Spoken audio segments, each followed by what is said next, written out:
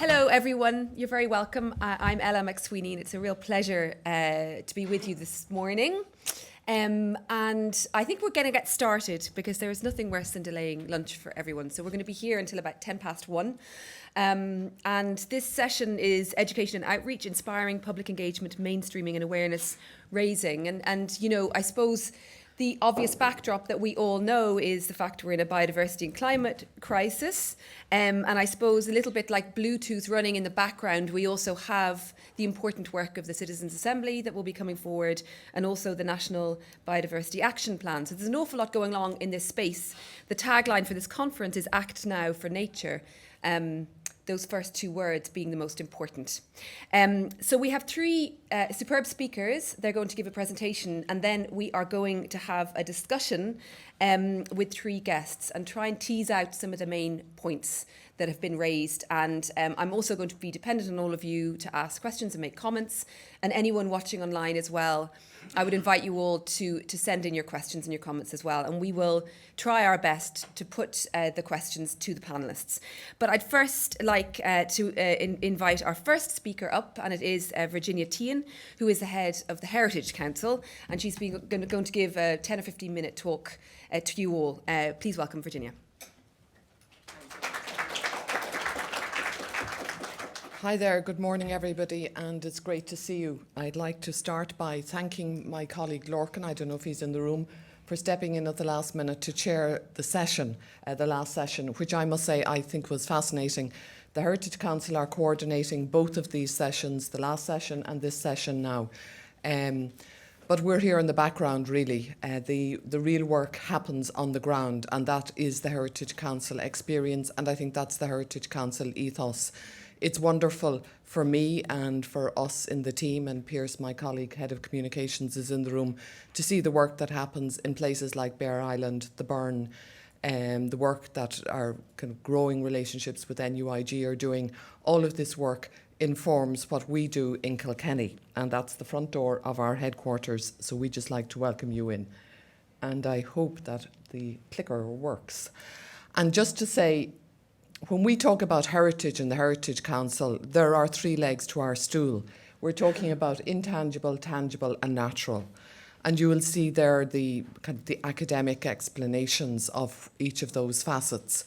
But as demonstrated in the talks this morning, these are not discrete parts. These are all interconnected moments, and they're connected by a common thread, the spirit thread, which are the people and the communities who protect, who make available, and who are concerned about the place in which they live, the environment where they're from, and how that connects with them and how that helps their sense of well-being, their sense of identity, and us as a nation and as a people. So we, though, because we're running a state agency, and as you will know, the Heritage Council is an independent state agency, it was great to see the Taoiseach here this morning and the Minister for Heritage, because the Heritage Council has, over the past 2 years, been fortunate to be able to grow our programmes. We've over doubled our budget now, and as you will know, our grants budget has grown from when I took over in 2019. It was a grants budget of slightly less than 2 million. It's now 7 million, and all our grant schemes are competitive. We also run a number of strategic programmes, and you will see an outline there on the left-hand side of some of our programmes. But the Heritage Council is a policy advisory agency. That's what we do, and that's our raison d'etre. And we work closely with colleagues, not only in the government department, but across civil society, community, the public service.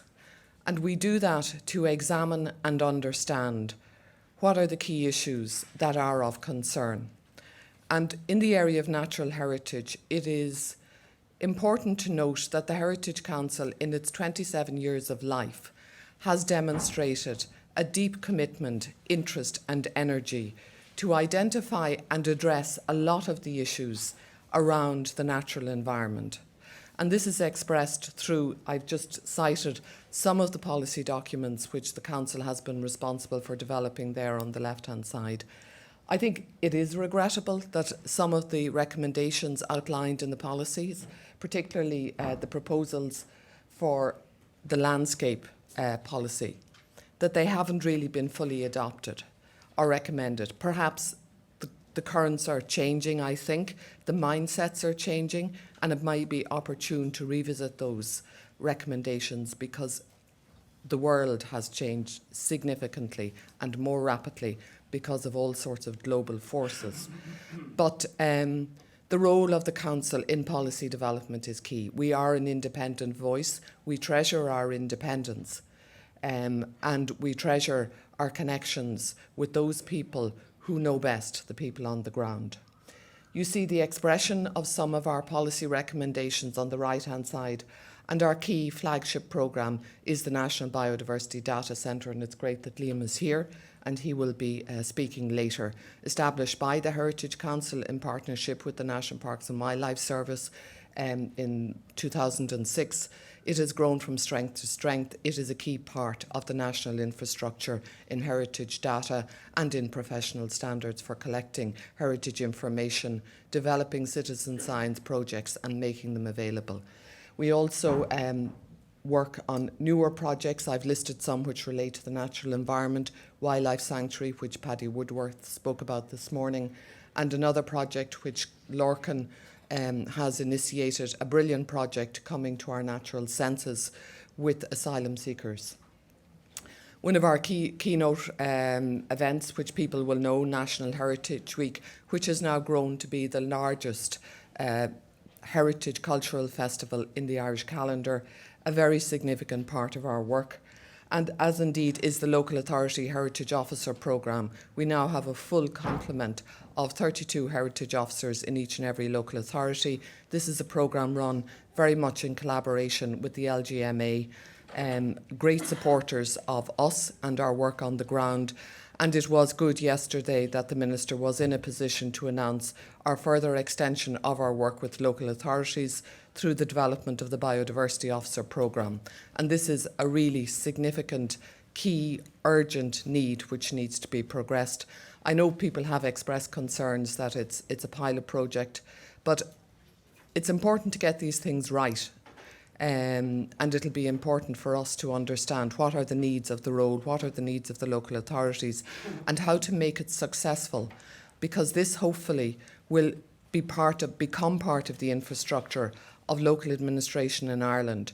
And it's important for communities, but it's also important in that key piece that Brendan Dunford spoke about, is changing mindsets and thinkings within local authority, and the presence of biodiversity officers, heritage officers and other heritage professionals and practitioners in local authorities is a key part of shifting a mindset to support the protection of heritage in the broadest sense. We also run a very successful Heritage in Schools project. This is a programme and this has been operational now for over 10 years. And younger people and the role of education and outreach, and the theme of this session is so important, because the work that we do, if it does not connect with and touch those younger minds, we are failing as a council, and we are very invested in our Heritage in Schools project, and indeed we have plans to grow that within the next 12 months. We have significantly increased the investment. I mentioned earlier how our funding opportunities have grown, and these are the agencies that we have funded working in the natural environment, some of them this year. And this is a new fund we have now, the Heritage Sector Support Fund, which is one of the few funds that allows people to apply for grant aid to help them with their operating costs, because we're aware that NGOs have huge issues around getting money to help them sustain their very existence. It's easy enough to get project money. It's not so easy to get money to keep the lights on. The average grant is around 25,000. We hope to protect and grow this grant scheme, and what we have noticed is it's encouraging those new emerging groups to come and meet with us to secure funding, but to secure support in the delivery of what they see in their local areas. and we're seeing the new Irish people forming groups in rural areas. We're seeing groups who previously may have feel marginalised or not included. For example, the gay community have now got groups to explore and protect their own heritage and their archives. We fund them. We fund other groups working in inner city areas, working with the new Irish and with persons seeking asylum. And these are all new emerging groups, which is reflecting a changing face of our 21st century society. And where does our money go? As I said, the Heritage Council's budget has increased significantly. We're now working on a budget of in excess of 14 million, which previously was about 5, and it's growing, thankfully, year on year. If you look there to the slide to the left, I've just outlined the themes, the main themes, and 31% of our funding goes on natural heritage, which is significant, and that really reflects the tradition of the Heritage Council in focusing a lot of its work in the natural world and the natural environment. A key essential, particularly over 20 years ago, when there were a lot of issues concerning environmental protection and a lot of tension and a lot of resistance, I think, on the part of governments to listen to the voices of people on the ground. And the Council filled those gaps, and I think we're developing, we're not there yet, we have a long way to go, but developing a much better dialogue between those concerned individuals and citizens and those policymakers. And Heritage Council has been one supportive agency on that path. Built heritage is quite small. There are a lot of agencies working with built heritage. The Heritage Council provides some funding. We would like to do more. Very sadly, cultural heritage is just a small segment. It's very significant to us. One of our key flagship programmes is the Museum Standards Programme, looking at collections, but regrettably the focus on the cultural heritage, and this is replicated across funding across all agencies, is slim. We want to grow it, and we have been fortunate in securing some additional support for them.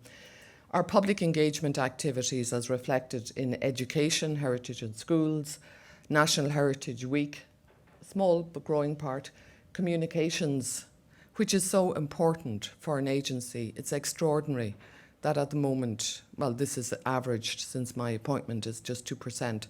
It's great to see our new head of communications here in the room, and he's been great in helping support us, and we hope to grow and increase that budget because communications is key for all of us. And we are place-based people. We're out about, the staff are out in the field, they're encouraged to travel, they're encouraged to go out, and we communicate, but we need to have corporate communications which are much stronger. And then our Heritage Officer programme, and a number of Heritage Officers will be speaking here today. Just there, the pie chart on the right-hand side, you see the key strategic programmes. The MBDC is our largest programme, which is a very valuable investment. And indeed, relative to the amount of funding that is awarded to the MBDC, it delivers in spades, and great credit must go to them for the work that they do. Incredible value for money. Equally, the Heritage Officer programme, one of the most valuable programmes ever delivered in heritage sector for bringing heritage on the ground to people and converting people who may have had concerns about the approach to heritage at local level. Heritage in schools, an area that we very much cherish and value. And then Heritage Week, our flagship public engagement programme. And then that is the Museum Standards Programme of Ireland. And what do we do in terms of natural heritage? I'm just highlighting 2 new programmes we're working on now. These have been initiated in the past 18 months. It is a pleasure for us to work with Paddy Woodworth. He spoke earlier about the work he's doing in Sanctuary, and we're very pleased to collaborate with Paddy in that work. I suppose a key learning from the Sanctuary programme is the connectiveness, no matter where people are from, their places of origin, but that sense of connection with nature and the nourishment that nature brings to individuals and groups of individuals, particularly those who may feel displaced or marginalised. And equally, the cultural patterns, the traditions, the science and the knowledge that people bring to us from other countries and the overlaps between our patterns, our associations, our stories, our folklores, our understanding of the natural world is very similar to all of those new people coming to Ireland. And what we are developing is a platform to allow people to share those experiences in a way that is neutral and inviting and comfortable for people, and that they feel welcomed, we hope. And then our work with the NCBI, National Council for the Blind of Ireland. We're working with the NCBI partners in a number of areas, both in cultural heritage, in terms of sensory programming in museums, but also directly with the natural environment. And technology is very helpful in helping people who have limitations in hearing and in sight. And we're working with the Whale and Dolphin Group, Simon Barrow and Clare, to help to develop technologies which allow people the opportunity to enjoy the natural environment in a way that may not be open to them because of their own limitations. And there's a slide of a walk led by Lorcan earlier this year to the Bull Wall with the NCBI group. And these are great fun groups.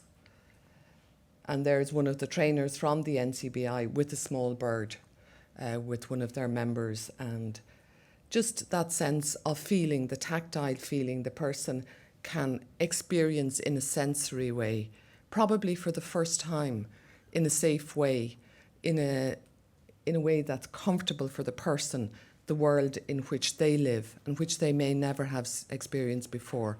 These are moments of magic, and we're very privileged to be part of them.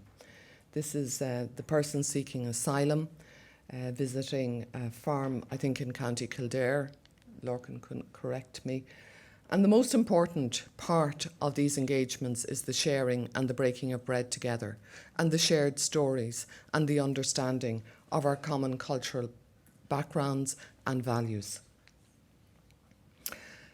Just talking about our schemes, I mentioned our grant schemes. Our grant schemes are all underpinned by a particular ethos, and that is to ensure that conservation approaches are the guiding force behind our grant schemes. So I've just listed there one of our major grant schemes run in collaboration with the Department of Agriculture is around the restoration of traditional buildings. It's a GLOS scheme and a very successful scheme. Ella, in fact, knows it. You presented on it on Countrywide. But these are the principles underpinning the conditions of the scheme, which must protect the habitats. So the protection of the habitat in which the building is placed is as significant to us sometimes as the building itself. So this is just some slides from Enda Egan in County Offaly, and it's the restoration of what would have been a coach house. You can actually see the shape, the archway there on the door, for those interested in architectural heritage, in his farm. And the coach house, when the work started, it was revealed, of course, like lots of farm buildings, it provided a home for swallows. So an ecologist was engaged to support the contractor to ensure that the swallows were protected. The building work was delayed to allow the swallows nest. And then the work was completed when the nest was gone. Now, Enda used Instagram to document this programme. There was a video diary of the project, which was really, really great to see because you could actually see the work in situ, and it generated a lot of interest. And the use of social media in communicating people's individual stories, and something I think that the Citizens' Assembly may take away from this, is it's a very important. And then, of course, during the project, there was an adjacent dwelling house with a bat roost in the complex of farm buildings. And I mentioned earlier our work with schools. So you see there one of our heritage experts who goes individually into schools. We work at the moment with primary schools, and I've given the statistics there of the number of schools we've visited this year. Obviously during COVID, this scheme went online, and in fact it was taken up by RTE, the learning hub, and they used a lot of our materials for those unfortunate parents who had to teach their children at home. But that is a very successful programme. So to wrap up, I just want to talk about what I think are the key elements around reversing biodiversity loss, and this is relative to the Heritage Council, but I think can be applied more widely. And the first thing is about leadership, and leadership is about decision making. And for us, we are working, as many of you will know, with the MBDC to consolidate their position in the landscape to ensure that it will exist and grow in perpetuity as a significant contributor and a leading contributor to information about biodiversity and supporting a number of agencies across the public sector, and indeed encouraging communities and citizens to understand the places in which they live. Also, we wish to work with supporting the implementation of the National Biodiversity Plan. We are at the moment in the Heritage Council at the final stages of developing our own strategy for the next 5 years. This will include a recommendation to create a new post at a senior managing level, climate heritage officer and a climate heritage unit within the organisation. We will also work with colleagues in the Department of Heritage to support the implementation of Heritage Ireland 2030, which is the overarching policy for heritage development until the end of this decade, and also develop new KPIs for ourselves in our own work and how we measure our work and grow our support and funding. Financial sustainability is important for the sector, and it's important for us. We want to grow and develop our grant schemes, but we don't want to grow too large, because if we grow grant schemes that are of significant size, it is difficult for communities to manage those monies. It makes it risky, it makes it difficult. We do not want to lose touch with our community base. So we're very happy to offer large, small to medium-sized grant schemes that people who have to take the risk at a community level get the credit union loan at the start of the project to bankroll them until the money comes in from the Heritage Council. I would say it would be great if government considered multi-annual funding for projects and indeed supported us in connecting with communities more. But financial governance is important and accountability is important. And those of you who deal with us know that we emphasise that in our engagements with groups. We do wish to support funding, obviously, to implement the recommendations that will be in our strategic plan. We're looking at capacity building, and it is great that the collaboration that we have with the National Parks and Wildlife Service and the LGMA, the Local Government Management Agency, they're the local authorities across the country, that we're developing an approach to have a network of biodiversity officers across the country. And that's really important, and it's great to see Andy here from the MPWS. They're key partners in this. But what I would say is, please don't be nervous or worried about the concept of a pilot scheme. This is a new initiative. Pilots, we need to make sure that this is going to work. A key part of this is to bring the local authorities on board who have many competing priorities for their attention and their time. In year one, this post will be 100% funded for the local authorities. So that makes it very attractive. And we want to have people with the decision makers in-house in the local authorities to spread the word of heritage and biodiversity and to support their colleagues in protecting and acknowledging the significance of biodiversity across organisations and across public service agencies. It will grow over a period of 3 years and it will need to be reviewed. And we are also providing in years 1 to 3 budgets, as we do for the Heritage Officer programme, to allow people to implement the biodiversity plans. And those budgets too will hopefully grow and be attracting other sources of funding other than the Heritage Council, because our purses are small most of the time and there's lots of demands on us. We do also want to innovate, and I think the sector needs to innovate. I've just quickly summarised some of our ideas around innovation, which is that we wish to expand the heritage in schools to the second level, and we're working with the Department of Education and Science to look at doing that at the curriculum side. We're also looking at a research unit within the council, looking at the economic and social impact of heritage, and some of the work that was presented, the last presentation from NUIG, is part of that type of approach with the third level sector as well. And also our work in inclusive heritage, and we recently in our new appointments created a new inclusive heritage role. So other than that, I don't want have anything further to say other than to say thank you for your attention, and thanks to all of you. Many of you in the room know us, know the Heritage Council. We really appreciate your engagements with us, and we look forward to continued working together. Thank you. Virginia, thank you so much indeed for that, and it gives a really good basis in which we can build then for the next hour or so with our discussions. I'm going to move directly to the next speaker, and I'm delighted to introduce Dr. Melinda Lyons, lecturer in environmental management at the Technical University in Dublin. Melinda.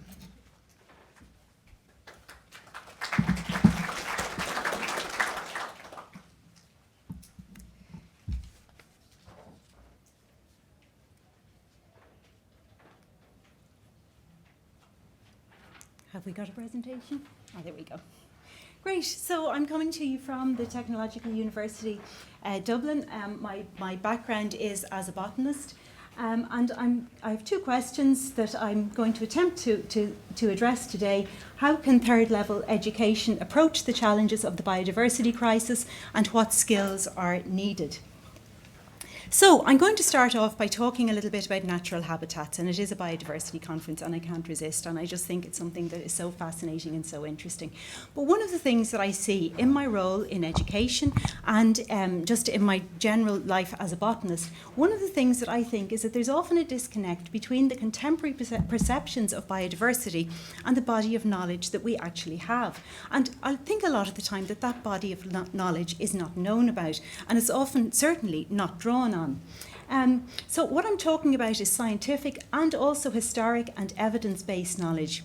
I feel that partly there's a sort of a loss because there's a loss at a corporate level, and we heard about that yesterday about the new posts that are being created in MPWS. But so many people have left and they haven't had the chance to pass on that knowledge. So there is a lot of disconnect, and I think a lot of the good stuff that we have from the past has not been handed on. I find that when we have students coming into the programmes, they're coming in with less and less knowledge about the natural world. They're more and more interested in biodiversity. They're more and more aware of how important it is, but they know less and less. Paddy said it earlier today. He said they know about orchids from the supermarket. You know, people used to come in knowing daisies and dandelions, and now they don't. They very often actually don't know common plants.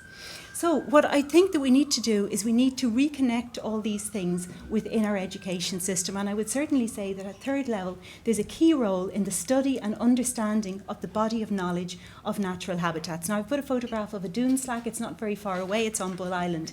So we've got a wetland habitat. It's a very complex type of habitat. We've got different things that live in the wetland and different things that live on the dry ground beside it. And I'm going to say just a little bit more about wetlands, because wetlands are one of the things that are under so much pressure. We have lost wetlands at such a huge rate. So I'm going to talk to you just a little bit, because it is a biodiversity conference, and I just, to bring a little bit of nature into the room. So this is a habitat that's dear to my heart. We can call it petrifying springs with tufa formation. So if you look at the top left photograph, and if you can see that kind of heart-shaped area in the middle of the photograph, that is a petrifying spring. It's a spring where there's lime-rich water emerging from below the ground surface. It's oozing out, and as it does so, it's so rich in lime that it's producing tufa, which you can see in the centre top photograph there. Now, tufa is this sort of crumbly precipitate, but this whole kind of setup gives us a set of conditions where we get very rare plants and animals, and they are entirely dependent on this habitat. Now, like I say, this is a very complex habitat. It's dependent on its surroundings, it's dependent on the continuous flow of clean water. The water must be full of lime. So it's, you know, this sort of encapsulates all sorts of different things that we need to think about biodiversity. It encapsulates things to do with geology, with biogeography, with environmental science, and, you know, and all of these things come together to form this type of habitat. There's a whole body of work on this type of habitat. If we look it up in the Habitats Directive, we see it's called petrifying springs with tufa formation. It's a priority habitat because it's something that's at risk. It's very vulnerable. It's at risk of being lost. We can also refer to it as cratonurion, and that refers to the plant community, which is one of the things that absolutely fascinates me, is the plant community. And that cratonurion comes from the old name for the moss, which is on the bottom photograph there, which is now called Palustriella commutata. If we look at where Palustriella commutata occurs, we can do a distribution map. We can see the locations for it. I've taken that distribution map from the British Biological Society, because the British Biological Society are the holders of the records. They're the biological recorders for species like these mosses. And up at the top right, you can see some of the more colourful and some of the very rare species that occur in these springs. So these springs are essential for these species and many, many more to survive. If we lose the spring, we lose the species. So what I want to suggest to you is that our natural habitats form they form the natural units, really, when we want to talk about conservation. There's a key role in understanding our natural habitats in terms of conservation. So natural habitats are the authentic expression of the flora and fauna in response to underlying factors such as geology, climate, and water chemistry.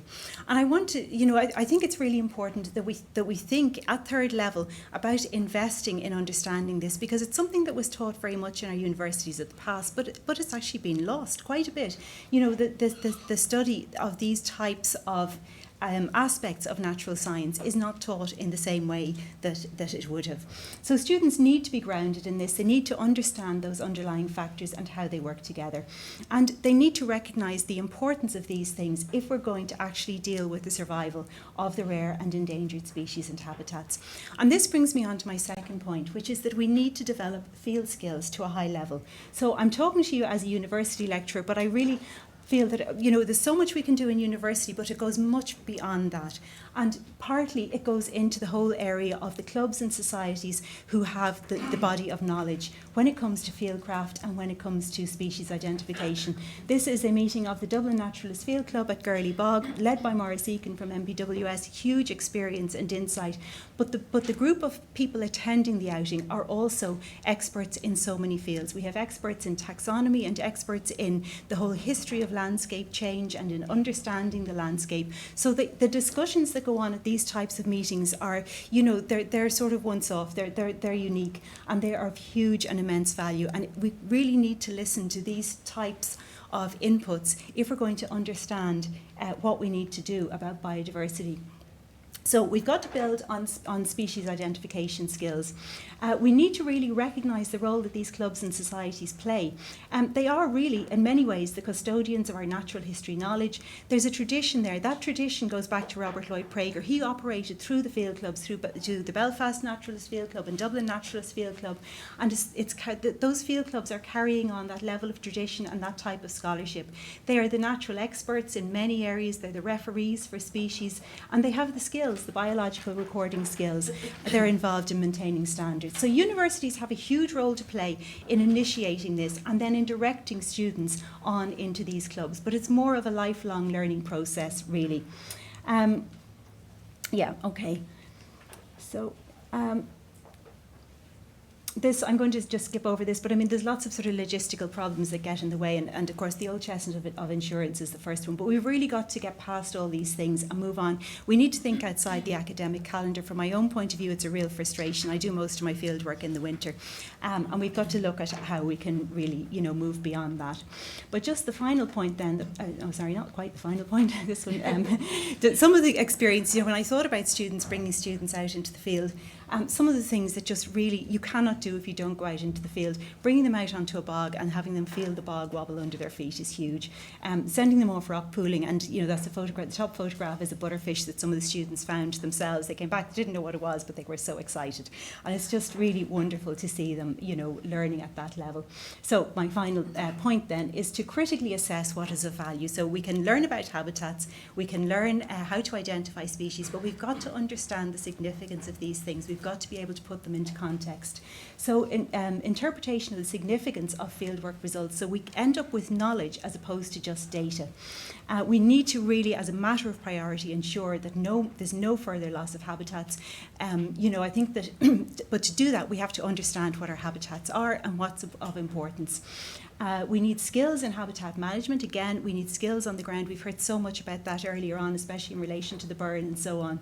And we need to counteract what I see very often the reason that education is so important in all of this is that very often I think we get this sort of knee-jerk reaction, and people are so enthused and they're in such a rush to go out and do something for biodiversity. But we must stop and think what it is that we want to do, because unfortunately I find that a lot of things that are done are not necessarily in the best interests of biodiversity. I feel there's a very sort of commercialised version to what nature is. There's a huge emphasis on moving species from place to place. And I really just want to make that point, because in doing that, we are destroying the biogeographical evidence that underlies our natural habitats. And I think that's a hugely important point to bring home, because, I suppose that's where the understanding of the habitats comes into play. And the other thing that I want to say, just in terms of the National Biodiversity Action Plan, is that it must engage with the experts that I've been talking about in terms of the different clubs. I have a map up there done by the Botanical Society of Britain and Ireland from their data. And what I've shown on that map is the red dots are dots of where that lovely plant, Epipactis palustris, the marsh helleborine. The red dots are where that was known in the past. The black dots are where it's been recorded since 2000. But those red dots, that plant has not been seen there, or it has at least not been recorded, but with fairly intensive efforts, has not been recorded there since 2000. And this is indicative of the change in our landscape. It's indicative of the loss of wetlands, which I referred to at the start. How am I doing on time? I think I've probably speeded up a bit too much. Sorry about that.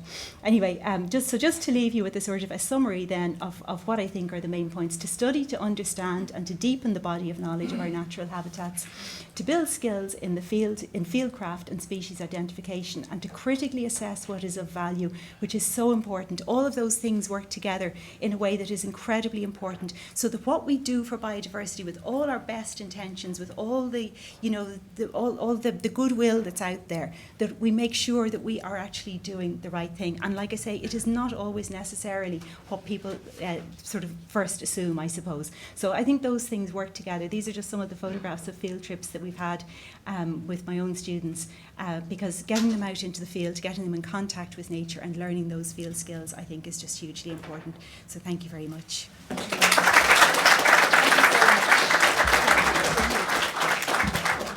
Melinda, thank you very much. I was really delighted to hear about daisy chains. I had a conversation with a parent down in Cork, and we were just saying that we don't make daisy chains with our children anymore, and that's partly because the councils keep mowing the grass. And so we were saying, unless you have access to a garden, it's actually quite hard to get those opportunities to engage your own children with nature. But hopefully that will change. I'm really delighted now to introduce Dr. Lysaght from the National Biodiversity Data Centre. You know, we talk about public engagement, and there's nothing more engaging than being able to upload what you found out in the field to their database and contribute then to the knowledge and the data that's there. So please give welcome to Liam. Thank you. Great, thank you, Ella, and thank you to the Heritage Council for organising this event, to Virginia and Pierce and Larkin, thank you. How do I press this forward? Oops. No, I've gone backwards, have I? Okay.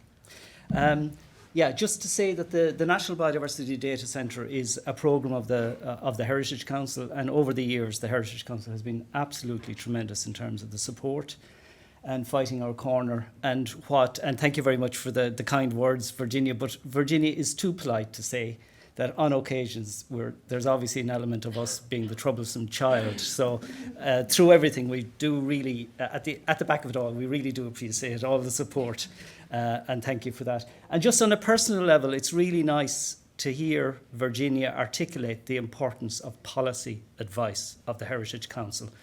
The kind of elephant in the room is that there's so many different policies out there that are working against what we're all trying to achieve here. And if there's one role that the Heritage Council can really play, a valuable one, is the policy proposing policy advice, and it does underpin a lot of the other work you're doing. So it's really lovely to hear that. Why isn't that going? Oops. Okay, I've been asked then to talk a small bit about really, the experiences from the data centre in terms of how we've engaged and outreach with people. And I suppose the experience that we have, we're drawing from the fact that we manage the Ireland Citizen Science Portal, where there's a lot of people submitting records. There's a kind of a network of recorders. We do quite a number of citizen science monitoring programs where people devote their time to walk things, monitor systematically. We have project-specific recording initiatives. We have then kind of, I suppose, engagement ones like Ireland's BioBlitz, and of course the kind of flagship is the implementation of the All-Ireland Pollinator Plan. So this is the kind of experiences that we're drawing on to talk perhaps about what are the lessons that have been learned in terms of outreach and engagement around the whole biodiversity side. And just to say as well that in a lot of sessions today, there was people saying biodiversity or nature or wildlife or whatever you call it. Actually, it's important from our perspective that we talk about biodiversity because it has a very specific meaning. It obviously encapsulates the diversity that occurs at the genetic level, at the species level, and at the habitat level, and it talks about the diversity that occurs at ecosystems. But what's really important, it also acknowledges that human influence is a key element in terms of biodiversity. So the biodiversity isn't actually included in the Heritage Act, for example, but what you described for heritage and the thread, I think you called it, biodiversity is exactly the same. So it's actually clearly identifying that human influence is really important in terms of when you talk about biodiversity. So there's a reason the term has been coined, and I think we need to keep that in mind. Okay. So I'm just going to run through 10, from our perspective, 10 lessons that we've learned in terms of the experience that we've had with our programs of engagement. Now, I have to say that's from our perspective. We do an awful lot of work with people. Well, we can only kind of set up projects and initiatives. We were totally dependent on the voluntary contribution that people are making to help us deliver on work. And as I say, these are very much from our perspective, sitting behind a computer in a desk. But I'd hope that what we think are the important lessons about outreach and engagement around biodiversity are ones that resonate with you. But if they don't, it will be good to hear from you. The first lesson, I think, is that we want to encourage, or it's important to encourage meaningful participation. Right, we are actually inviting people to spend a lot of their time and a lot of their expertise on a voluntary basis in terms of project works, whether it's survey work, monitoring, etc. It's very important to accept that that's a meaningful contribution to, the quality of life, our health, etc., and not treat it as something that's superficial. I think sometimes I see events that are happening and you wonder what's actually the tangible benefit of that. What's it? So we are actually asking people to contribute significantly, and it has to be a meaningful participation, I think. Another lesson is that the engagement needs to be mutually beneficial.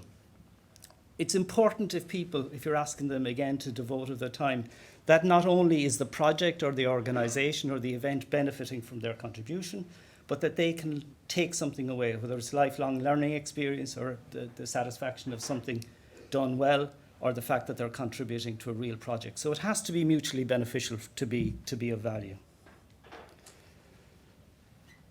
What I think also often gets missed is that there's really good value in having organisations like the Heritage Council or National Parks and Wildlife, or those ones that are, let's face it, resourced properly compared to the NGO sector, that they can provide an overall framework that facilitates the engagement and participation from different ones.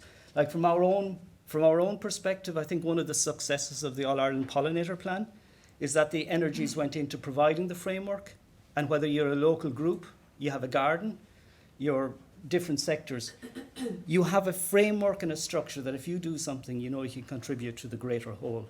And I do think that's the kind of contribution that, the Community Foundation Ireland is another very good example of providing the framework of the overall structure to allow us all to contribute to have a sense of unity of purpose, I suppose, and we can show the cumulative impacts of everyone's small actions or large actions. It's very important to have clear messages. Now, I'm not saying simple messages. I hate that. People are much more intelligent than that. We need to have clear messages. I think that, people are very clever. And I think, as long as you're being clear with people, I think it's important. Don't dumb it down, And I think it's also very important to try to keep it positive if possible. And it's not always possible. And like one of the interesting things that we have, for example, we get a lot of people doing long-term monitoring. And after a few years, they're seeing declines. And they're coming back to us and saying, like, this is just tracking decline. And that's a bit of a downer. There's no doubt about it. And of course, there's also the expectation that if we're encouraging people to spend a lot of time collecting data, that there's an expectation. It's kind of almost like a social contract. There's an understanding that if we're showing the decline of the small heath butterfly, for example, has declined by 53% in the last 15 years, that having that information, in some way we're giving it back to people who will take action and respond to that. So we need to be kind of clear on expectations and messagings, but don't dumb it down too much. People are far more clever than that, and they see when you're dumbing it down. Yeah, partnerships. This is one of my bugbears, perhaps. I think there's huge benefit in working together and taking the strengths that each organisation can come. Cumulatively working together, projects always are better. The outcomes are always better, except if you have a partner who's a pain in the backside. But that's life. I mean, that's the challenges that you have to work around. And my view is that sometimes I see organisations and they seem to be afraid to give credit to other organisations.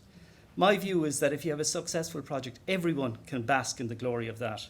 And I think it's important. And actually, one of the things is over the years I've been working, and I've worked in the Heritage Council previously, I think a lot of the work I've been trying to do is working with partners because we never have the resources or the capacity to deliver projects. It's the most rewarding when it works. It's really good, but Christ, can it be frustrating when it doesn't. And partnerships take longer to develop than I assumed. I think, I'm still surprised by how long it takes sometimes for genuine partnerships to develop, and we have to build up trust, etc., etc. But I do think partnership is the only way to go. Again, it's very important. It's the same thing. If you're getting partners involved, if you're getting participants involved, don't overlook the idea of actually giving people credit. Now, it could be just meeting them at a workshop and say, thank you very much, shake their hand. Or it can have some more formal structure where you acknowledge their contribution, like having a list of contributors, or, supporting their event, going along to it and acknowledging it. It's really important. I mean, I know sometimes we get overlooked and you kind of say, that's fine, it was an accident. But like at the end of the day, it's actually very important to shake someone's hand and say, look, thank you, it was good, and let's work together more.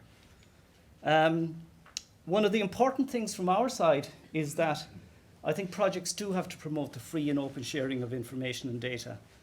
The question I'd always ask is, why do people not want to share information and data? That's the important question. And try to get an answer to that, and you find that there's a multitude of reasons. If you participate genuinely in a partnership, collecting information, kind of public good information, and you get civil society involved, there's absolutely no reason why that information shouldn't be shared, except if there's a duty of care where there's some threatened species where you can demonstrate that, by disclosing of let's say, the nest site of a hen harrier, for example. But those situations are very small. The vast majority of data and information, I think it has to be the basis upon which, or the assumption has to be that you make it freely available. How am I doing time-wise? I'm beginning to run over. I think this has been mentioned actually in a number of sessions, to encourage peer-to-peer networking and learning opportunities. The one advantage about biodiversity is it's a lifelong learning experience. We're all learning all the time, and actually we're all beginning to learn how little we know about it. But providing, like there's a Farming for Nature seminar was shown at the Community Foundation Ireland, any of those events where people are coming together learning from each other, they're really powerful. They really are powerful, and the benefits are enormous.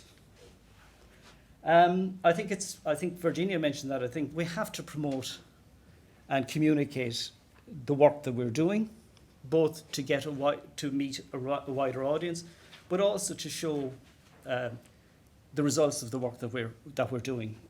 I joke often, if it's not on social media, it hasn't happened. But there's a kind of a sense to that. You do actually have to let people know what you're doing to show that they're getting value for money, if it's as simple as that. And the 10th lesson learned, I think, is it's very important to demonstrate achievements or progress. People feel, it's back to the positive kind of message. You have to feel as if that your efforts, whether they're small or big, are contributing to something positive. And you have to have this feedback loop to say to people, well, thanks to everyone's efforts, we've achieved this.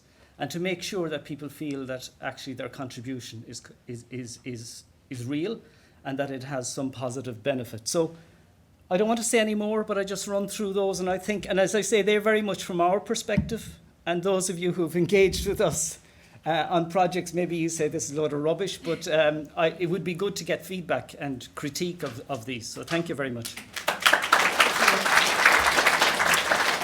Liam, thank you so much. And I'm just while he was talking, I was just reminded, it's a small memory of being on a farm in Tipperary, and the farmer John Fogarty is an amazing recorder for you, and he sort of assumed that I knew everything about insects, which I absolutely don't, and was literally talking to me in Latin, and I said to him, listen, I'm not an expert here, but he's an astonishing guy, and I know hugely benefits from the interactions from the centre as well.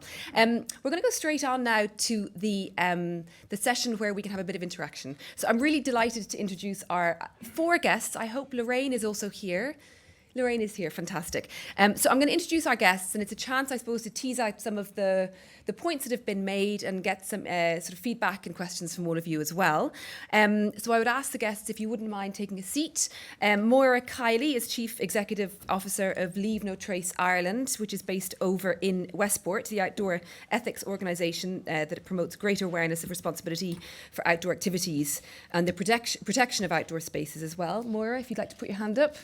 That's Maura. Congella Maguire has come up from Clare. She's the Heritage Officer down in Clare. One of the first Heritage Officers appointed in Ireland when she took up the role back in 2000. Nuala Madigan. Nuala Madigan is the Chief Executive Officer of the Irish Peatland Conservation Council, a national charity whose mission is to conserve Irish peatlands for people today and obviously most importantly for people in the future as well. And I'm also delighted to say we have Lorraine Bull here, Biodiversity Officer from Dublin City Council. So thank you, Lorraine, for coming on at last moment as well. And obviously very important, Lorraine, for people to, I suppose a lot of people will know all of you here. Can you all just give a brief sort of few lines on the responsibilities that you have, starting with you, Lorraine? Yes, so I'm the Biodiversity Officer for Dublin City. So I run the Biodiversity Action Plan across the city, which includes actions for conservation projects, research, education and outreach, including community groups, and I also sometimes act in advisory capacity for planning as well. So. And how many of you are there in the country? So there are 5 currently.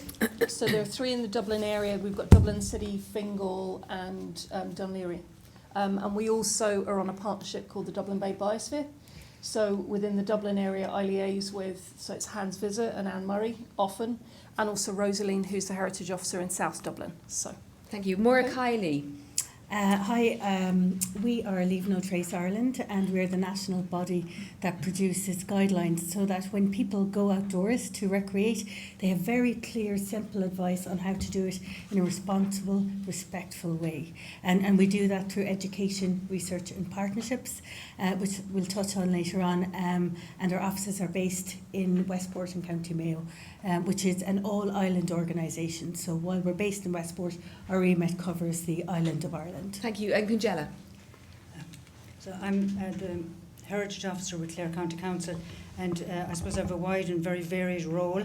I'm involved in the built, natural and cultural heritage, and I think Virginia put it very clearly there on a slide earlier. The built heritage would involve, conservation of buildings and archaeology. Part of the Clare County Council Creative Ireland team, dealing with a lot of intangible heritage. And of course, a big part of my role is the natural heritage, working on projects, wetlands, birds, demonstration sites, working with communities. And the local authority itself has a very wide remit, covering a lot of directorates. They're involved, or we're involved in, plans, projects and programme development, as well as policy that affects biodiversity. We own a large land bank. The local authority has responsibility for roads, housing, management of housing estates, recreational areas, graveyards, and the likes of the engineers have been involved in coastal erosion and flooding. Tourism is a very important part of local authority work as well, but also we have a very strong rural development and community development remit as well. And there are climate action teams within the local authority, and I think we can learn a lot in terms of biodiversity as to how the climate action programme is working and conducting themselves in terms of their frameworks, in terms of their education. And I have to say, Congella, when we spoke on the phone and I asked you, what do you do? What's your responsibilities? I needed a lie down afterwards, because you really you clearly take on an awful lot and have to take on an awful lot, and it might be something we can speak about in this conversation, which is the extent to which you are responsible in your county council for an awful lot of things, showing how much biodiversity cuts through everything that the council does, and we can definitely talk about that. I'm going to invite Nuala now just to give a brief overview of what you do. Yeah, so we're a national charity. We're based in Kildare, although we would be a national organisation. Our mission is to conserve a representative sample of Irish peatlands, and our work includes site conservation, site management, peatland site research, species monitoring, and of course education and awareness. The Irish Peatland Conservation Council campaigned in the 1990s to ensure peatlands were a habitat to study, so we developed resources and they were approved by the Department of Education. And through our 40 years, we have worked with primary schools, secondary schools, universities, community groups, international groups, and a wide array of partners to share the value of peatlands as a habitat, but also a unique habitat for biodiversity. Thank you. And we heard earlier Virginia saying that the currents are changing. I would like to know, I suppose, as they say on the ground, what your perception is, particularly in a post-COVID scenario as we are, where you think the public is at in terms of engagement and awareness of the sort of very general area of biodiversity. I mean, Lorraine, in as much as it's possible for you to give us that, can you give us some sense of whether you have seen a surge or not? Well, we actually did, as part of the updated Biodiversity Action Plan, so we went through a process last year. We have an online survey for people based in Dublin City called Your Dublin, Your Voice. So before we started drafting the plan, we were asking people about biodiversity and their awareness. And then when we went for public consultation through the plan, we did the same again. So we asked very specific key questions, and there's been a fundamental shift in people's awareness in Dublin City of biodiversity. Now, some of it links in again as what Melinda was talking about in terms of, and that's part of some of the work I do, is sometimes there's great intentions, or there can be a commercialisation or sort of a fashionable element to biodiversity. So there is some of that at the moment. So people all, think they're doing good initiatives for biodiversity. And part of my work then is liaising with a lot of outreach groups and actually saying to them, well, look, actually don't rip out that natural habitat. whether that even be a simple grassland area full of the dandelions, the daisies, the nettles, etc. And looking at different ways that communities can actually help biodiversity in a holistic way in their area. But yeah, there has been a marked increase in people's awareness. And as I say, part of then that is a little bit of tweaking in terms of then how they can actually really help biodiversity in their local area. And so from Dublin to Clare, Congella, would you have seen anything similar? Very much so. I think the All-Ireland Pollinator Plan and the resources that go along with that has been transformative, and people have really, community groups right across the board are hungry for information, and I think it's filled that gap for them. I think we need, and we have it in terms of community bottom-up informed action. So absolutely, it's we've seen it since we signed up to the Pollinator Plan and the drive after that from communities. Maura? Absolutely. People, I think, started to really reawaken their appreciation of the outdoors with the restrictions in our 2K and 5K. And what was interesting is the research from Sport Ireland and the monitor and the participation numbers. We know that it went up in and around over 40%.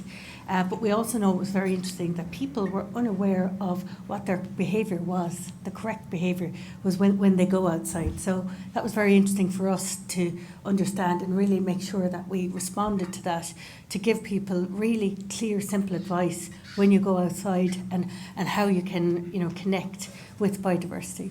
And Nuala, would you mirror that yourself? Absolutely. Yeah. Since COVID, we really only opened up last year, really, and that was partially. But what we found was there was a real, urge to get back outdoors, to reconnect with our environment. We hold skill sharing days as one way of educating. So what the Irish Peatland Conservation Council benefit from is the support. Bogs are wetlands, so we'd never send someone to a bog on their own. They need someone with them. So what we do is water level monitoring, species monitoring, and last year was the first year we actually had to say to our peatland volunteers, look, some of you are going to have to come in the morning, some of you are going to have to come in the afternoon, because we just can't have that many. So there was real grace to get back at the centre, get back out onto the bogs, and to be joined by so many willing kind of members of the public who really just wanted to get involved. And I suppose, Lorraine, all of this only matters from the point of view of actually benefiting biodiversity if it translates into positive action, as opposed to Maura, sometimes it can also be in the outdoors. Problems emerge when there are too many people. But have you seen that, Lorraine, in your role, that actually people then, once they are engaged with and they have a bit of education about this area, that they actually want to do something beneficial to biodiversity? Oh, absolutely, yeah. In fact, during COVID and even over the past since January, I've met already about 15, 16 groups already in Dublin City. So there is a massive appetite out there for doing projects, and actually a lot of the projects are being led by the communities themselves. So we have, even in suburbs of Dublin, a lot of communities that I couldn't meet them during COVID. We weren't allowed with restrictions. We could do things via Zoom, for example, and have meetings. But also the local area biodiversity action plans that the Community Foundation for Ireland are funding is really enabling communities to link in with ecologists, look at their local area, and then they come and liaise with myself. So yeah, there's a lot of appetite. There's a lot of really, really good community-led projects. And I think actually that's one thing that's come up time and time again through this conference. A lot of the really successful projects are those community-based, community-led projects, and that's really what we need to encourage. And I'm, hopefully going to be able to encourage more of those going into the future as well. Congella, in Clare, obviously you have the Burn programme, you have a good foundation there. What part of the population do you feel you're not accessing? I thought it was interesting, again, when Virginia spoke about some of the grants schemes, the projects that they grant, that they're able to access marginalised communities. I'm just wondering, who aren't you accessing, or who is more difficult to access in what you do? I suppose local authorities deal a lot with developers So we need to engage more with developers. We need to look at how we're assessing projects in terms of nature conservation needs to be in there at the start. We have appropriate assessment and ecological assessment and environmental impact assessment, but we need to make sure that that works and that nature conservation is a primary concern there, not left at the end of a project and where nature has to pay the price. So if it's left too late, it just won't be integrated? Yes, and it needs to come into the cost-benefit analysis of projects. Yes, it needs to be primary in that system. Maura, what about you? I mean, the section of the population that aren't being accessed in what you do, are you seeing gaps in that data? Yeah, absolutely. There's a lot of work to do. What we know is, though, that there's a lot of stakeholders working with those groups, and I think it's really important that there's collaboration so that to avoid duplication, instead of us trying to access these groups, that we collaborate more and deepen the partnerships. There's a really important strategy being launched this year. It's called the National Outdoor Recreation Strategy, and a big part of that is sustainability in outdoor sports, and that will link into that. But that would be linking in with with the likes of Cara, who do inclusion and access for those groups, and many other partners that are here today that our door is open that we want to work with. But I do think we're in our infancy, in parts of this. But what I'm seeing is that there's willingness, and that's a very good place to start in terms of progression. Nuala, I was interested in what Liam said about language and the word biodiversity in particular. The emphasis that it's a very important word to use. I've always come at it slightly from the other fence, which is that I'm not convinced in any way that the general public engage or understand with that word. I wanted to ask if language, or how important language is. I know the language around bogs and peat can be quite impenetrable too. Yeah, it is a difficult one, but I think Liam made a really good point there, that we have to stick with the language that is most appropriate for, and we can't make up our own language, because then we're all singing from a different hymn sheet, as you might say. We really need to stick with the formal language, and especially in boglands we have re-wetting and we have restoration and rehabilitation. But Virginia made a really good point, and I think this links into the last question, is engaging people, and informing. Social media. There's new ways today. Not everyone is going to want to get out and walk in a bog with me. I've done composting workshops, and they've said, Nuala, you keep those worms in that container. I don't want to see them. Not everyone is going to really want to engage like all of us might want to in this room. So using different platforms like social media, and I highlight this because the Community Wetlands Forum have a really good social media campaign going on over the past few months on bogland terminology, re-wetting, and it's just really simple, great image of a bog or a species and what is it, very simple. And I think there is means of engaging, members of the community that aren't going to come on a bog walk or aren't going to go on a dawn chorus. So we have to think outside of how are we going to engage different people in that way. But terminology, I think we have to, if we all start in this room calling biodiversity by something else, we're going to, I heard the term, muddy the waters. So I think, the best thing we do is we stick with the formal terminology, and our jobs as educators is to keep saying that terminology and sharing it. And Virginia said it as well, we have to work with our young people. They're the next decision makers and the leaders. So it's great to hear that the Heritage Council, the Heritage in School scheme, is looking to move into the post-primary, because these are really the young people of today that will be our decision leaders in the next few years. And I think Melinda mentioned it as well, that we really need to increase our education in terminology, in outreach to the young generation.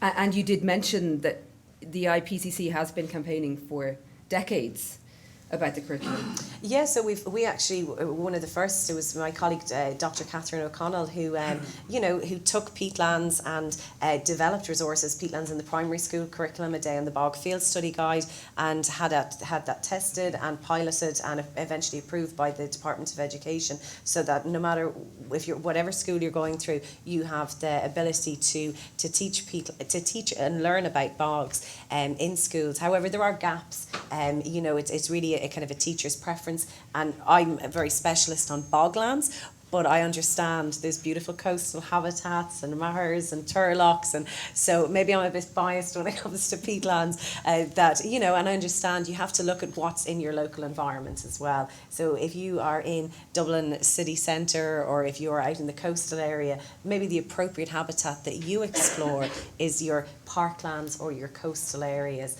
And then once you know your local area, you can begin, because the term was said, learning about biodiversity, it's a lifelong learning process. You start when you're born and we continue right throughout our lives. Maura, it sort of touches on what are potential limits for people, especially people in urban areas who may not have a garden. Where do they go to engage in nature? Where do they go? I mean, Ireland, there is an issue about land access in Ireland. We know that. We have our public spaces. But in your experience, what is the potential for opening up the land a bit more to people increasingly, as we don't have uncles and aunties who own farms that we can access in the summer, as used to be in the past? Yeah, land access is a really complex issue in our countryside. 85% of our countryside is privately owned and 15% is publicly owned. So we have a real duty of care to ensure that when people are going outside and when they do have access, that they know how to do it in a really careful, respectful way, so that we will continue to have freedom to enter our countryside. To go to your question around access for those who don't have access to green areas, that has been recognised now through research and in policy as well, and the whole health and well-being piece in terms of what nature brings to people's lives. And I suppose, again, referencing back, there's a huge body of work happening in Sport Ireland now, which is going to bring technology to actually inform people where they can get information when they want to go outdoors, where their local parks are, where they can go to access greenways, blueways, any recreational activities that are in their site. So that is, it's going to be an online platform that anybody can access in regards to outdoor sports. And I think that this has been a big gap in the sector. So I think that'll be a very good start going forward. And Lorraine, presumably that is going to put greater pressure on councils and biodiversity officers to manage those public spaces for outreach and engagement for everyone who wants to use them, because there's a lot of competing, there's quite a contested space really. You have sports people, you have people who want nature, you have dog walkers and all the rest. Exactly, yeah. I mean, during COVID, I think one of the highlights for communicating with people that COVID has made more accessible is online webinars. We've run a lot of really successful online webinars, and that also links into if people can't get access to certain sites or part of the country.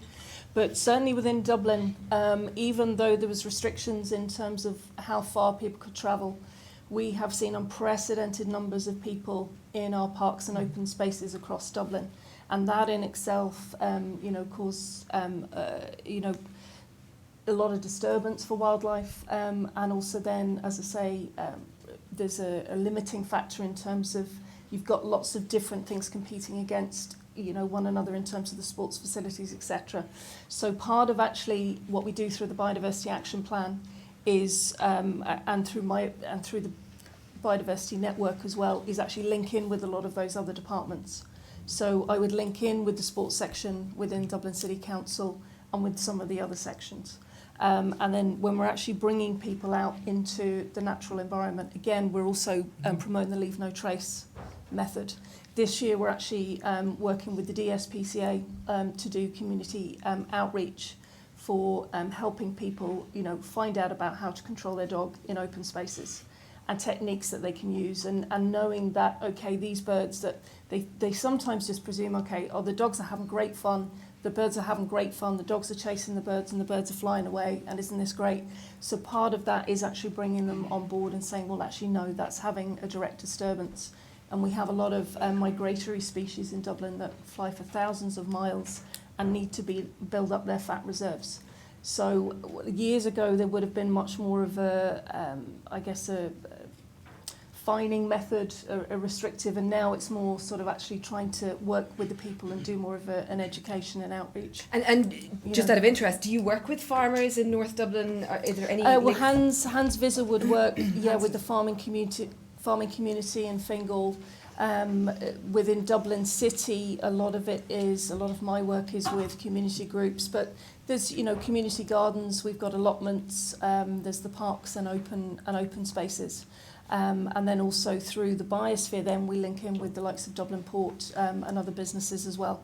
So obviously in Dublin, it's much more of an economic, and there's a lot of businesses that actually a lot of them are coming forward. They're wanting to install, Swift bricks in buildings, or peregrine falcon platforms is another thing we're looking at the moment. Or areas for pollinators, so there's quite a lot going on across the city. I was in Dublin Bay, and there's a peregrine falcon nest on one of the chimneys, isn't there? That's right, yes. But they're finding that they're actually predating on the terns. So there has to be all sorts of balancing acts there. Yeah, there is. I mean, there's also we're finding evidence for around. We've got a new open up the square in Wolftown Square at the back of Jervis Street, and there's evidence at the moment. So whether that's peregrine or whether that's sparrowhawk.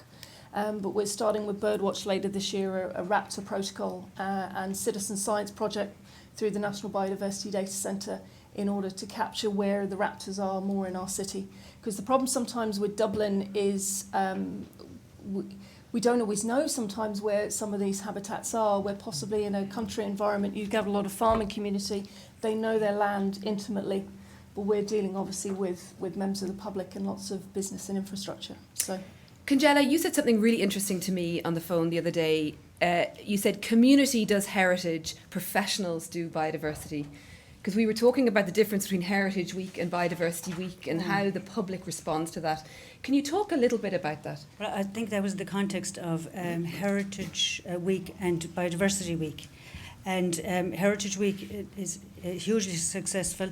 And that is because it's ground up. It's very much in the community. It's community showcasing their projects. And but Biodiversity Week, I think, can learn from that. This year we had fantastic lineup of events and projects for Biodiversity Week. I don't think it hit the national media in the way it could have done. And I think we could learn to maybe engage more with the local communities, because I suppose if biodiversity is happening, it's happening in the fields and it's happening in the green spaces, and that's where it's really happening, and that's how we engage better with people. So maybe that's a lesson to be learned going forward, because the Irish Environmental Network do a fantastic job, and it was a great lineup. A huge amount of events were held, but I think it could have got better traction. I think that was the context which I was talking to. Were you, or can you give your response to the response you got to Biodiversity Week, the public engagement or not? I mean, again, we have up to 100 events in Clare, for instance. Virginia outlined how many we have nationally. So it's a complete success in terms of engaging with local communities. And I think maybe biodiversity could learn from,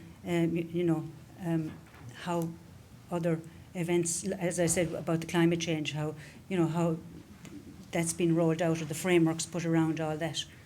If we have any questions, please, can you just let me know, because we're running at 1:10. Oh, brilliant. Question here at the back. Is there a microphone? If you feel okay, just say your name and where you're from. Hi, Clare Hamilton. I'm with Woodstown Wildlife. I'm just wondering there, Melinda mentioned that by the time some people are getting to university level, they still, are struggling with the identification of dandelions and daisies, and biodiversity knowledge that was there at the very beginning. And I think we're talking a lot about spreading biodiversity knowledge to people that are already a little bit interested, whether it's people are going to be interested enough to become involved, or there's an NGO active in the area. And I wonder, are we missing a big demographic of people who aren't interested? That we could be, I don't know, a media campaign or something, because we've managed to educate people about really complex things through the media with, teenage mental health and road safety and COVID and, tracker mortgages, every sort of thing. We've managed to get a bit of information into people's brains through that weren't looking for it, but they got it. And nobody wants to go to the COVID level of information again. But this is an emergency. And I wonder, anyone here is already a little bit interested in biodiversity and learning more. And I don't know, do we have any way to get to the people who have no interest? Because they're the ones who are cutting the daisies and cutting the grass and giving out to the councils about the wild areas. And they're a huge demographic, and they have a huge power to change this whole narrative and to make a big difference. Nuala? Yeah, I think first off it goes back into education. Like, we have a lot. I think Melinda hit on this as well in her talk. She mentioned what happened to the things we used to do. I don't know if Aina Nilauna produced with the Heritage Council a great primary school book, Wild Things at School, and it was like 6 plants. It was like you learn as you go from took a spiral approach to education, but by the time the students left primary school, they knew 15 plants and 15 animals. And I agree as well that there is always an area of our communities that we are missing because they don't have the same interest as we might have. That's where we kind of use, as I said, social media. But I spoke about this, I think, with Ella before. Is I was saying that the Zoo Live was on this week, or the Big Week on the Farm is on, and these shows and the media have a role. I think it was said yesterday that it's not just one person's or it's not just one group's, it's society's group. So media can come on board, RTE can come on board, and they have a great programme. I don't know if anyone watches it in the UK, known as Spring Watch or Winter Watch. It's a week, and they go into, because there's so many fantastic initiatives going on around Ireland, managed by our national parks, managed by our NGOs, managed by our Heritage Council, and managed by the individuals and community groups, and they have a story to tell about what they're doing in their community for their environment, and may it be one of the many citizen science initiatives of the National Biodiversity Data Centre. So I definitely think we have opportunities to reach those people that we aren't reaching, and maybe think about what we used to do. I mean, how many of you have young children? Is there a nature table still in a classroom? Do you remember years ago it was picking a leaf? I don't know if our teachers liked it that much, but it was picking a leaf off the ground and going, what's this, And nature tables, are these the simple things that we need to do? But we have developed in Ireland a lot of resources. There was a great initiative in Ireland as well. Some of you will remember Enfo, right in the heart of the city. Free resources for people. Like we have posters done that can be all digital. Maybe we have to think back at what we once did and reconnect with that, but also use the new technology that we have. Minister Noonan showed that amazing video this morning, and it was just fantastic to see the swans, and that just connected us all with nature straight away. Yeah, so the I nature think table is baffling to me as to why that isn't. Although maybe if they brought in loads of orchids that they picked, people might change their minds. A question here. Thank you. Christopher O'Sullivan. I'm from West Cork. And Ella, I think you were going to expand at this at the start. I think it's fantastic that we have a heritage officer and a biodiversity officer here. Local authorities, as we know, have such an important role in protection of habitats and enhancement of biodiversity. They're significant landowners right across the country. And I think in Congella's introduction there, it kind of touches on the question that I'm going to ask, in that is the role, particularly of a heritage officer, and Virginia might be able to comment on this as well, is it too all-encompassing? Clearly, Lorraine, there, your remit seems to be very much solely biodiversity, but I can speak from, say, Cork County Council point of view. We have a fantastic heritage officer there, but it seems to be that most of his work is taken up with commemorations or unveiling of plaques or significant historical events or launching of, would say, heritage books, but very little of it, a tiny percentage, seems to be in the field of biodiversity or rewilding or protecting habitat. I'm wondering if we could comment that if a significant portion of the Heritage Council's funding, about 19%, I think you said, goes to heritage officers, could we kind of monitor that to ensure that heritage officers very much as a 50-50 split at least in terms of biodiversity protection as well? Okay, I might just let Virginia respond to that briefly, and then we'll ask Congella if you could give the microphone to Virginia. Thank you. Thanks very much. Yeah, I mean, these are really pressing issues, and the role of local authorities is very significant. Look, we're working with local authorities, with the LGMA, to support them in getting a suite of heritage professionals are needed. I mean, not only biodiversity, there's archivists, there's museum curators, there's a whole number of sub-disciplines when you look at heritage from a holistic perspective, which require expertise and inputs. And that's, we need to build on that. The Biodiversity Officer initiative is a response to a very significant, urgent need around the deterioration in our environmental landscapes, and an attempt to begin to do something. It's a toe in the water, and those maybe people who work in the public service may understand it takes an awful lot to create positions and roles. Once you have created positions, you're winning. And this is the beginning of the creation of 32 positions, which is a good place to start.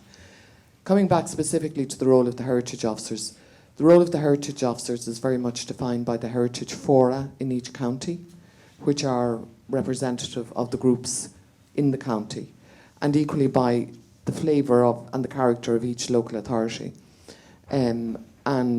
Local authorities have different needs, sometimes different emphasis, different nuances. We work individually with local authorities to support them. Last year we reviewed the Heritage Officer programme in its totality. It's 19% of our funding.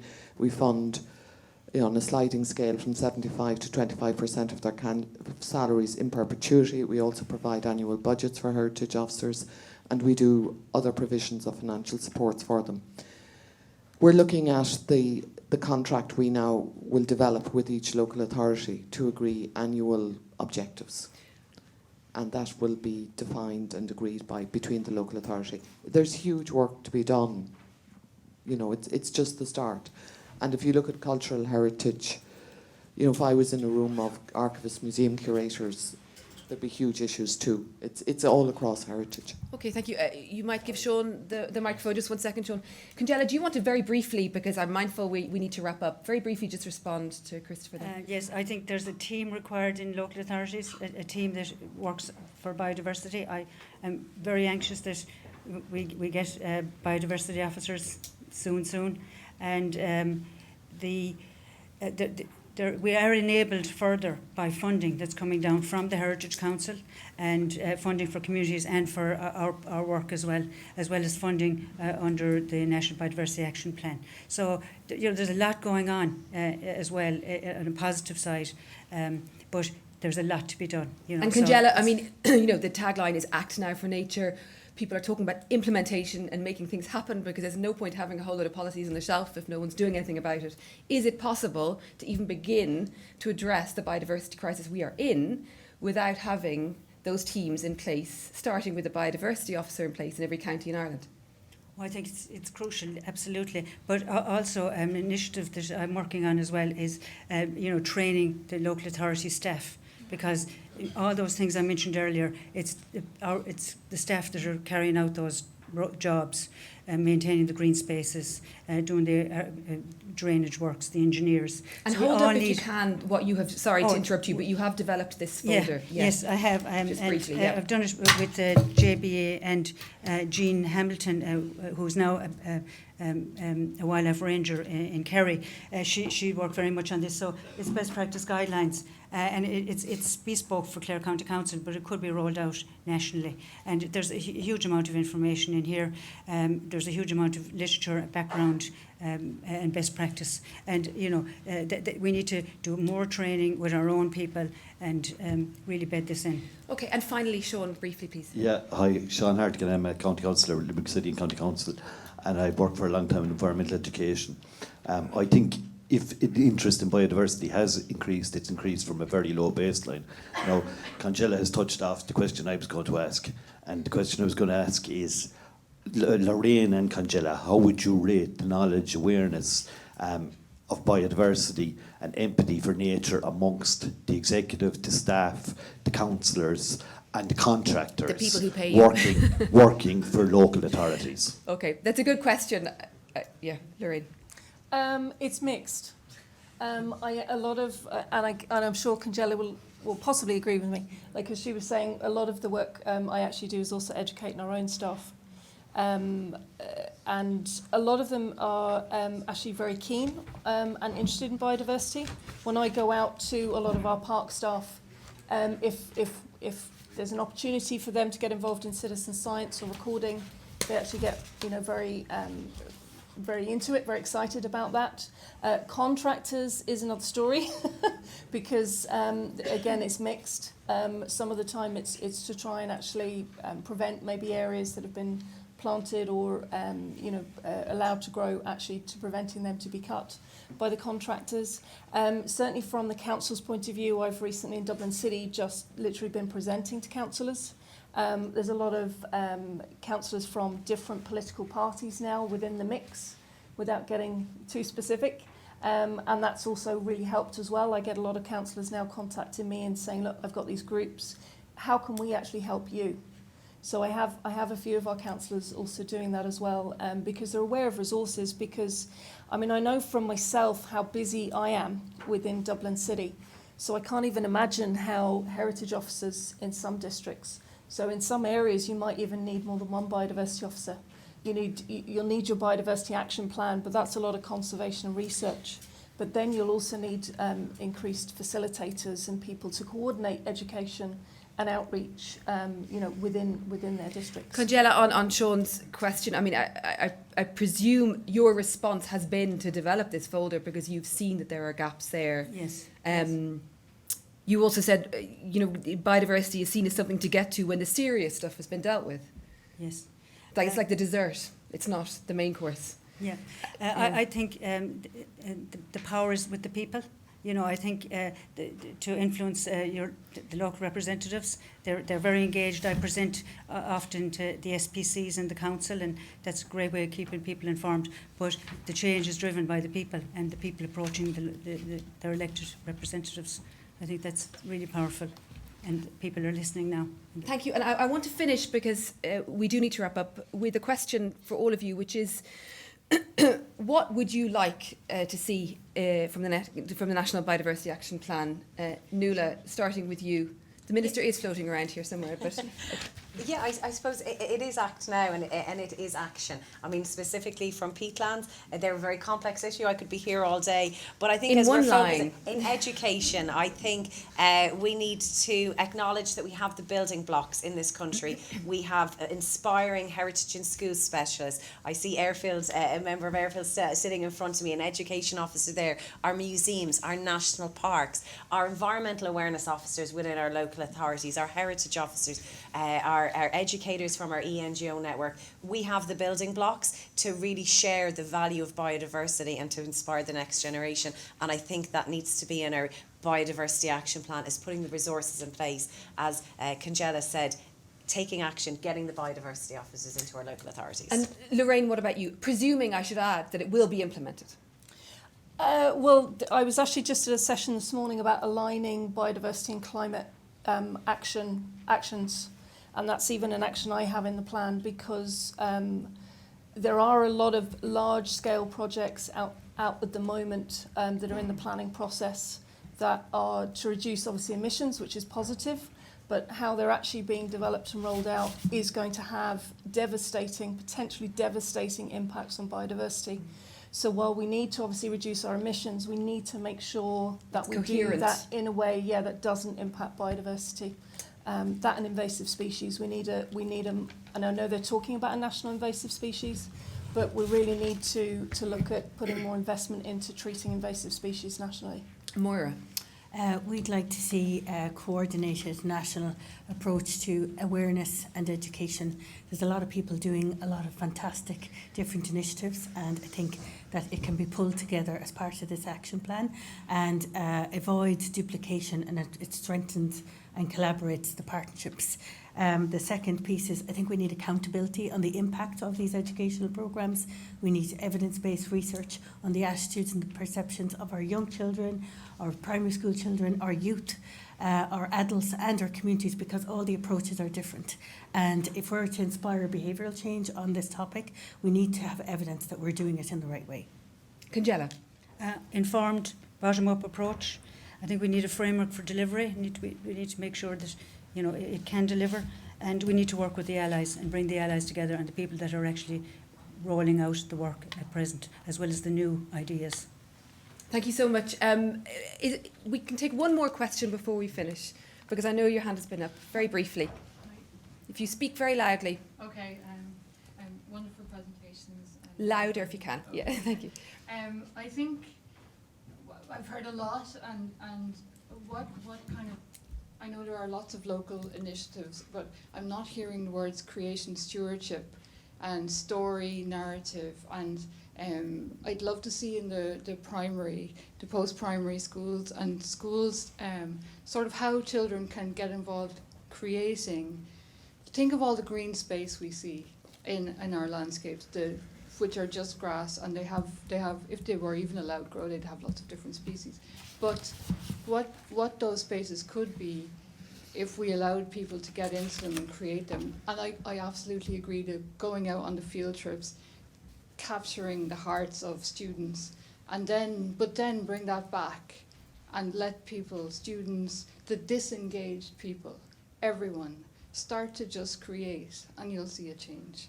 And I'd love to see that in the primary school and school initiative that's going out on the Heritage Council. Absolutely agree with everything. Thank you so much, and it's a positive note to end this session. Thank you all very much. I'm sorry for letting it drip over into your lunch, but please thank the panellists and Liam, Virginia and Melinda as well.